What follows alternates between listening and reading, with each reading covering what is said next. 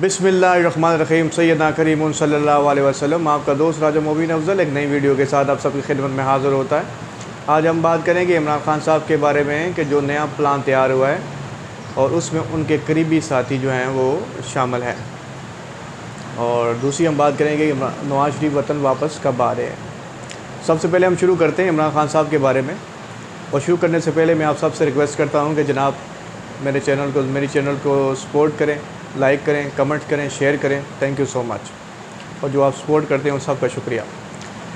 अब इमरान खान साहब के बारे में मैं आपको बताना चाहता हूँ। देखें, ये तो मैंने आपको पहले भी समझाया था कि शुरू से खान साहब के तकरीबन जब से -1 का फार्मूला पाकिस्तान की मीडिया और डिफरेंट लोग अपने मुंह से बयान करना शुरू किया इन्होंने, उस वक्त से अभी तक उस वक्त से लेके अभी तक ये इन्होंने जो प्लान था वो तैयार करना शुरू किया। और प्लान जो है वो बड़ा तफसीली इन्होंने तैयार किया। इस प्लान के अंदर, क्योंकि आप जानते हैं कि पीटीआई में 2 ग्रुप थे। एक जो ग्रुप था वो जहांगीर तरीन का था और दूसरा जो ग्रुप था वो शाह महमूद कुरैशी और असद उमर का था। और मैं आप सबको ये बताना चाहता हूँ कि ये जो प्लान है ये बेसिकली ये प्लान है कि इमरान खान साहब को माइनस करना है, इलेक्शन से पहले उनको माइनस करना है ताकि वो इलेक्शन ना लड़ पाएँ और उनकी जगह बंदे को रिप्लेस करना है।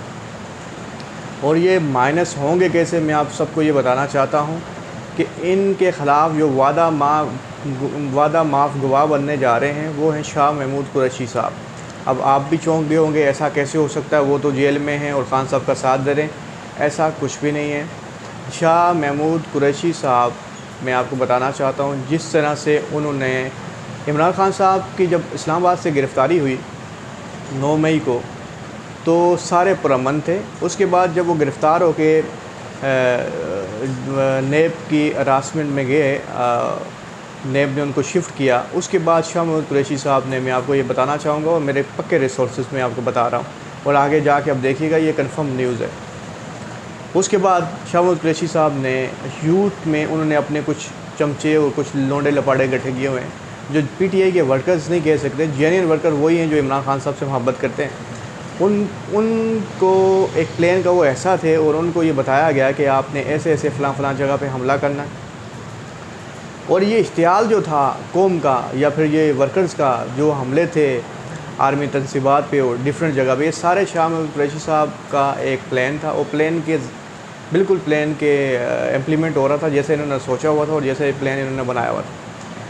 अब इन्होंने सारा अपना काम पूरा कर लिया 9 मई का और फिर इन्होंने गिरफ़्तारी दे दी। मैं आपको बताना चाहता हूँ, इन्होंने अपनी गिरफ़्तारी ख़ुद दे दी क्योंकि इनको पता था कि अब मैंने जो काम किया है इसका ब्लेम इमरान खान साहब पे जाएगा और ये ब्लेम भी इमरान खान साहब पे डलेगा। और जो इमरान खान साहब और दूसरे जो निशाना था वो लोग थे जो इमरान खान साहब के करीब थे, जो इमरान साहब के बहुत ज़्यादा करीब लोग थे, उनको निशाना इस प्लान के ज़रिए बनाया गया। अब मैं आपको ये बताना चाहता हूँ, ये जो प्लान बनाया शाह महमूद कुरैशी साहब ने, इसके अब मेरे ख्याल से अब दिन करीब हैं और ये अब खुल के आपके सामने आ जाएगा जब शाह महमूद कुरैशी साहब वादा माफ़ गवाह बनेंगे इमरान खान साहब के ख़िलाफ़ और इमरान खान साहब को नाहल किया जाएगा। और ख़बरें तो ये भी हैं कि शायद उनका कोर्ट मार्शल हो जाए। तो ये सारी चीज़ों के पीछे जो है वो शाह महमूद कुरैशी साहब, ये मैं आपको बताना चाह रहा था। अब हम दूसरी बात करते हैं कि मियाँ नवाज़ शरीफ साहब वतन वापस कब आएंगे। मैं आपको बताना चाहता हूँ कि मियाँ मोहम्मद नवाज़ शरीफ तब तक वतन वापस नहीं आएंगे जब तक वो उनके सर से जो नाअहली की तलवार लटक रही है ना, ये हट ना जाए। अब यहाँ पे 2 बंदे फंस गए हैं, एक शाह महमूद कुरैशी साहब, एक जहांगीर तरीन साहब और नवाज़ शरीफ साहब। अब ये जहांगीर तरीन साहब भी अपनी पार्टी बना रहे हैं। अब लोग कह रहे हैं ये पॉसिबिलिटी नहीं होगी। मैं आपको बताना चाहता हूँ कि ग्रीन सिग्नल जहांगीर तरीन को भी मिल गया है कि आपकी नाअहली ख़त्म हो जाएगी।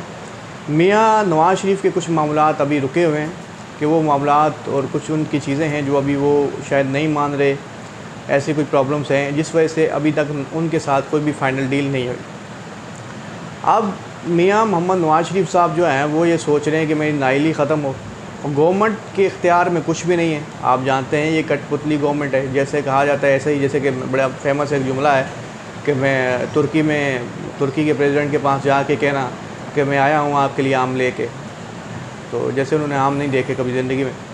तो बस मकसद यही है कि आप जब एक ऐसे इंसान को बड़ी सीट पे बिठा दें जो इसका अहल ना हो, तो फिर यही आप देखेंगे इसी तरह से जो है ना इफ़ेक्ट आपको महसूस होंगे कि ये फिर आम ले के ही जाएंगे।